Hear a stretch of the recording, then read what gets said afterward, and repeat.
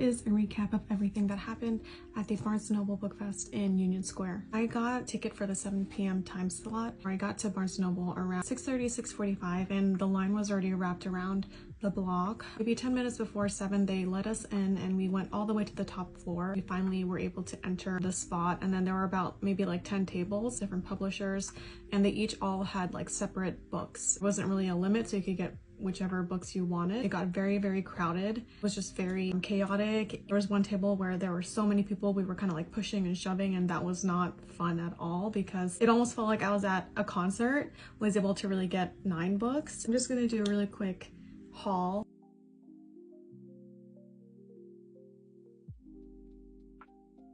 A lot of people have been waiting on this book. I saw some posts that people were actually selling this book for like $300–400 on Mercari, which I think is just insane and absolutely ridiculous. You got it for free, and you should not be selling a book for that much. This is available in about like 2 months. You know, by the time May rolls around, I mean, unless you collect ARCs, you know, I feel like no one is willing to pay that much for a book, especially in this economy. So would I recommend going to the Barnes & Noble Book Fest? Yeah, I definitely recommend it. I think it's worth it, right? This is only my haul, and I know lots of other people got more books than me. I would suggest though getting a ticket if you can for an earlier time slot.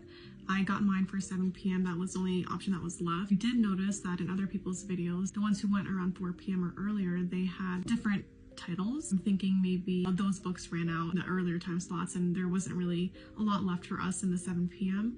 The Barnes & Noble Book Fest itself, like the organization, I think there needs to be a better way to be giving out the books to people, right? I feel like it shouldn't be like a free-for-all. Everyone's just kind of grabbing whatever. Could get dangerous, especially if they allow more people in the space. But other than that, I recommend it. I would definitely try and get tickets again for next year. I think it's also a really great way to discover a new author. It's a great way to just discover someone new, or even discover a new genre that you would normally not go for. I think this would be a perfect opportunity. So yeah, that's my review.